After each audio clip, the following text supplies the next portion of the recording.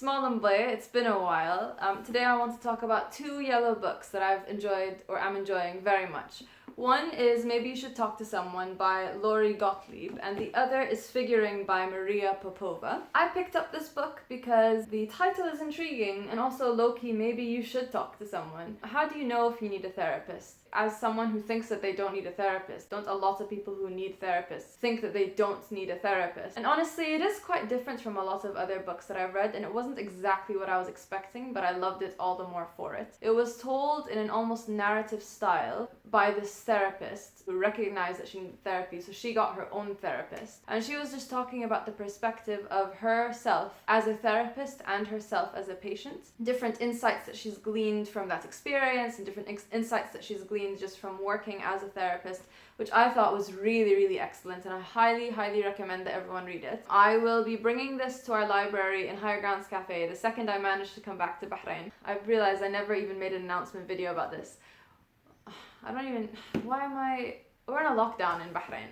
I have nothing to say. I have no words to say. One day I will say things. Hopefully one day I'll be able to bring this to Bahrain. There are a few things from this book that I loved so much that I wanted to share. One of them was the fact that one of the patients that the therapist is talking about is a young woman in her 30s who had just gotten married, and she realizes that she has terminal cancer. One of the things that this woman has always wanted to do was work in Trader Joe's. She had a successful career as something that I can't remember, and she was great at it, and she has a loving husband, but one of her dying wishes is that she wanted to work at Trader Joe's. The way that she reached to this conclusion is that she realized if she only had a few years, not even years, if she only had limited time left on Earth, how does she want to spend it? What are things that she's always wanted to do but never has done before?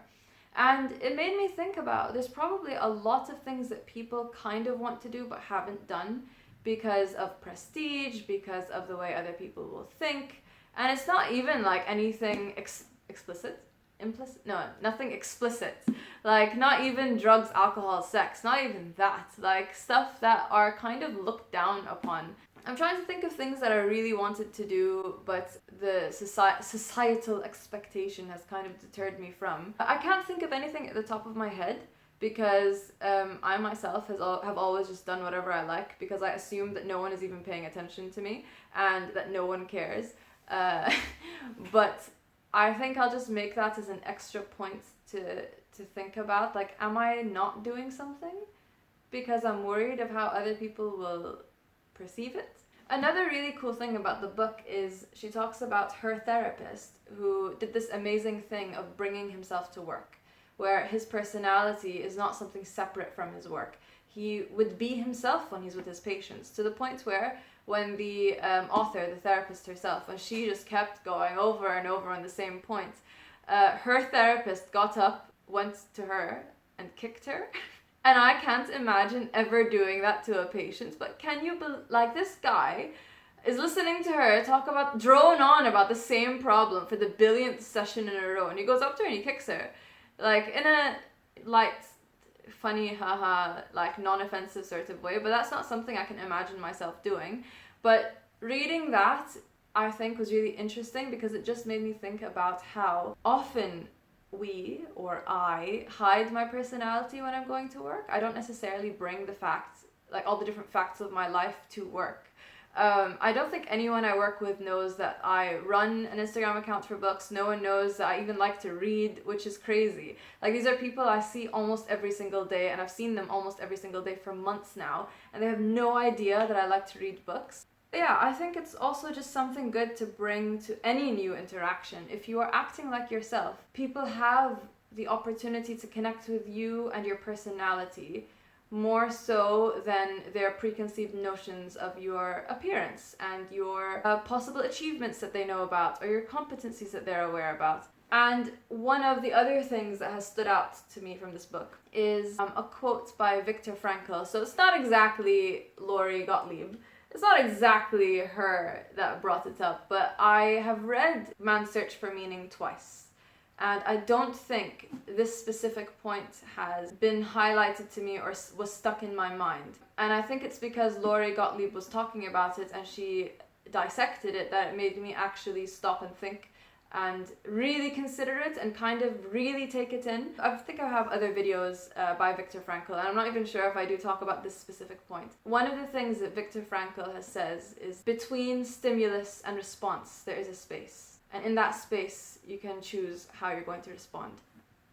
Paraphrased. It's something that for some reason has just stuck in my mind, and it just keeps replaying over and over again, that genuinely sometimes now I'm talking to someone, and then before I even speak, like there's a gap between what the other person says, and before I say anything, I can hear it in my head. I'm like, between stimulus and response, there's a space. I'm genuinely just making sure that what I'm saying is what I mean. I used to think that, what you should be doing is you should be saying whatever you're thinking, like you should be as authentic as possible.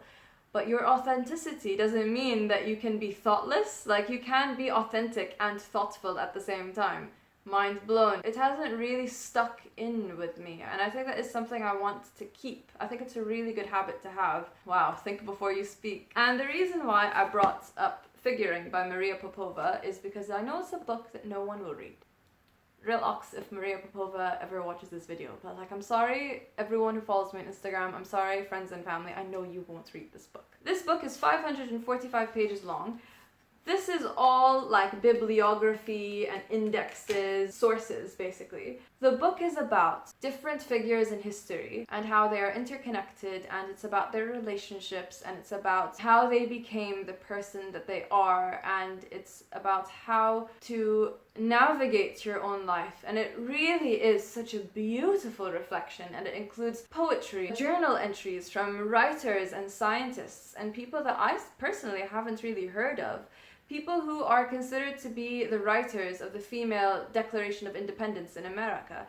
People who have changed the course of history. People who have made scientific discoveries that we take for granted today, but genuinely have opened up new horizons that we cannot live without today. But yeah, I'm not going to talk about any of that. I want to talk about a relationship. So one of the relationships she talks about in this book is the relationship between Margaret Fuller and someone she was with. Margaret Fuller is this amazing feminist. I think they credit her with being the foundation of feminism in the United States, I think. But she kind of started a giant movement, and we wouldn't be where we are today if it wasn't for Margaret Fuller. Do I know anything else about her? No. Have I read anything by her? I don't think so, but I'm sure she was very instrumental because that's what this book is telling me, and I'll read about her.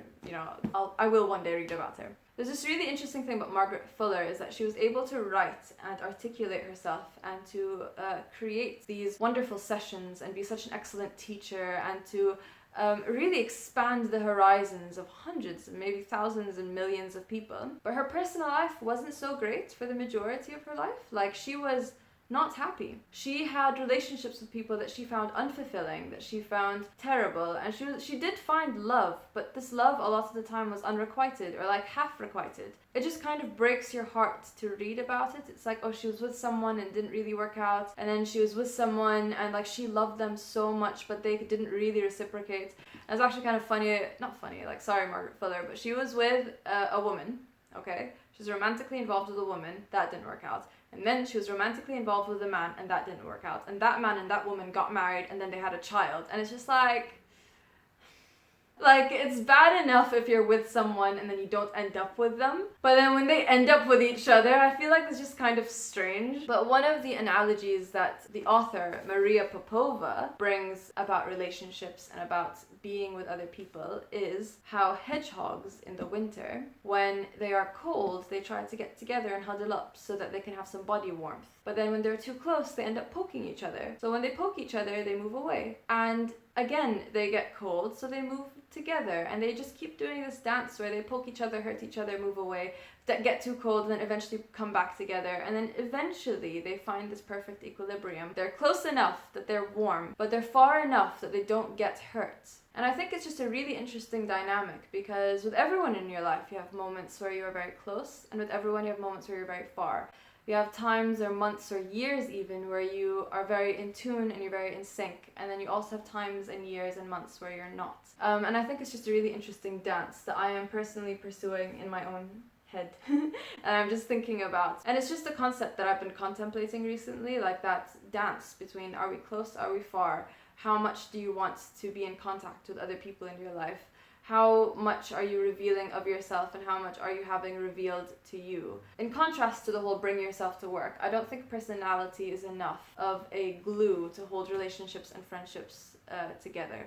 I think friendship requires work, it requires effort, even if you don't like calling it work or effort, even if it is fun for you to do this work or to do this effort. When you're friends with someone or you have any sort of relationship with someone, you are building something together. I felt really bad for Margaret Fuller when I was reading about all the people that she was like basically in love with and they didn't feel the same way back. And how she would give herself fully, like she would love someone so fully and then she would realize that she wasn't being loved back in that same way. And the one person that she did end up with was someone she didn't expect to be ended up with.